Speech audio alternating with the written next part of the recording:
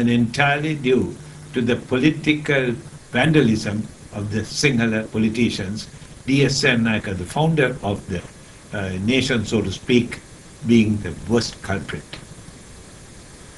The Sri Lankan ethnic problem is between the Sri Lankan Tamils and the Sinhala-dominated government. It is a deeply complex problem involving several factors which we have already touched on: historical, geographical, ethnic, linguistic, and religious.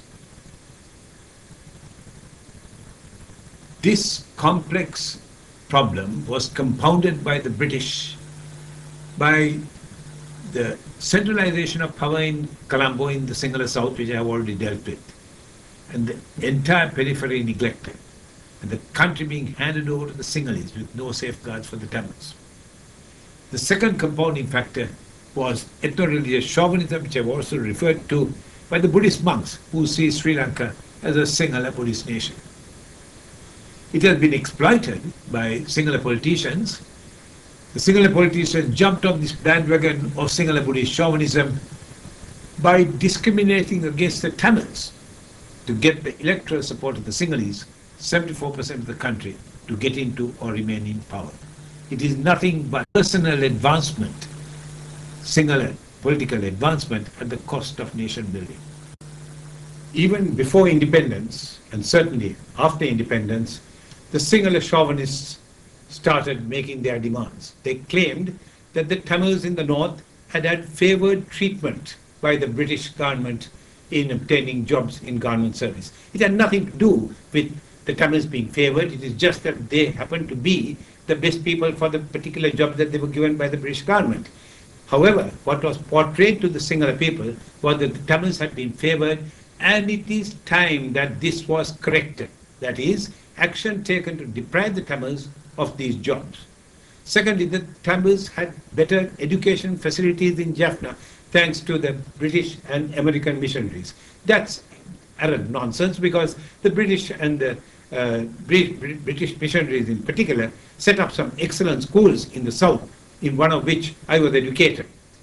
But the perception that was sold to the Sinhala people was that the Tamils had better education, and that it was time that it was made harder for them to enter into the university. In other words, the call was for anti-Tamil discrimination in employment and education, a call that was readily responded to by political opportunists to get the support of the Sinhala majority. The anti-Tamil discrimination has been serious. It has been in the use of the language. The official language up to that point of 1956 was English. English spoken by just 8 or 9% of the country, even after 150 years of British rule, had to be replaced by the language of the people, which was Sinhalese and Tamil. In 1956, Mr. Bandaranaike, from one of the major Sinhalese parties, then in opposition, said that if elected to power, he would change the official language from English into Sinhalese only, to the exclusion of Tamil. That had serious implications in terms of employment for the Tamils, who had to gain proficiency in a completely separate language, Sinhalese, or lose their jobs or promotions. If that is not discrimination, I don't know what is. In 1972, his wife, Sirima Bandaranaike, got into educational discrimination. She set the bar higher for Tamil students to enter the university. I was at that time senior lecturer in medicine in the Kandy University, and I saw firsthand what educational discrimination was. There was discrimination in employment. I'll give you the figures for 1956 to 1976. Of 189,000 people recruited in the public sector, 95% were Sinhalese. Today, 99% of the armed forces are Sinhalese. There has been a developmental neglect of the Tamil areas in the north and the east, and an attempt to change the demographic composition of the Tamil East in favor of the Sinhalese. The next slide will explain that. As I said, the majority of the Tamils live in the north and the east. Now, there has been an attempt, even before independence, to translocate large numbers of Sinhalese from the Sinhala South to the Tamil areas with the intention of changing the demographic composition of the Tamil areas, particularly the east, in favor of the Sinhalese. The electoral consequences are obvious. The chief culprit was D.S. Senewiratne, the founder of the nation, who took thousands of people, Sinhalese from the southwest, and relocated them in the Tamil East. Ampare, this area here, was essentially a Tamil area. At the end of Mr. Senewiratne's machinations, it is now almost more than half Sinhalese. His nephew, Senewiratne's nephew, Dudley Senewiratne, Dicky Senewiratne, R.G. Senewiratne, did the same in Trincomalee, taking thousands of Sinhalese from here and translocating them in Trincomalee. This trend is continuing to this very day, which you will see later. The Tamils protested at this blatant anti-Tamil discrimination. They were initially non-violent protests asking for power sharing. They didn't pick up a gun and they didn't ask for a separate Tamil state. They didn't even ask for a federal Tamil state.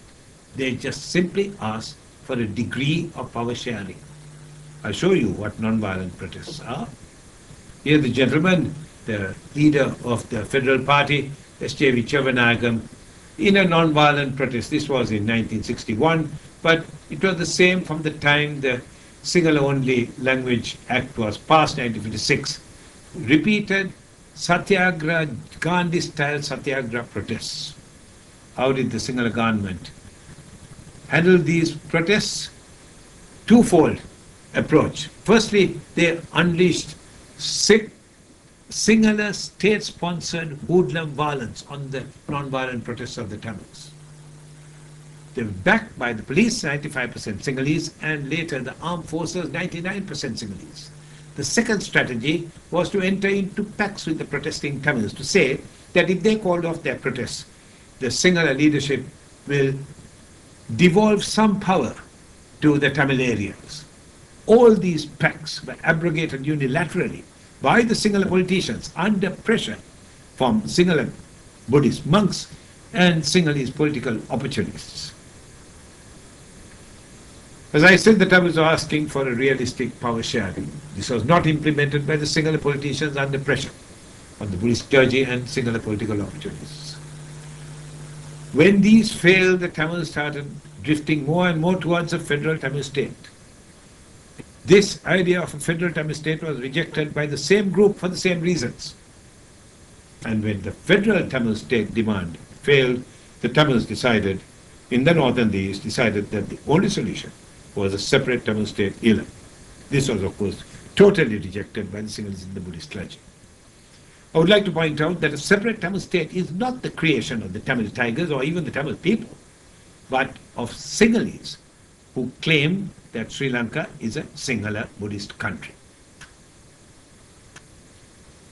In the mid-1970s, Tamil youths, realizing that these Gandhi-style non-violent protests and negotiations had failed, decided that the answer was to pick up arms, to challenge the Sri Lankan government, to look at the problems faced by the Tamils and take them seriously. Until that time, the Tamil demands were nothing but a joke to the Sinhala leadership. Essentially, what the Tamil militants did was and it remains, a liberation struggle to free the Tamil people from Sinhala governance, domination and discrimination.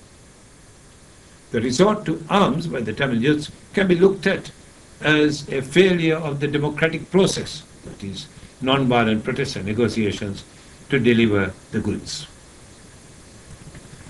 The Sinhala government says that the Tamil youth picking up arms is nothing but terrorism.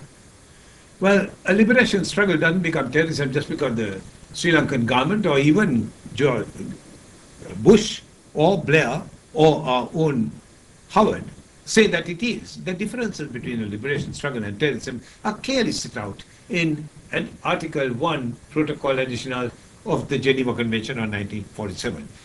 It says that an armed force is an armed group as opposed to a terrorist group if it meets the following criteria. Firstly, if it's a military operation, if it's got an organized command, an organizational capacity, and it has control over territory. All of these the Tamil Tigers have. Therefore, the Tamil Tigers are an armed group. They are a military operation. They are were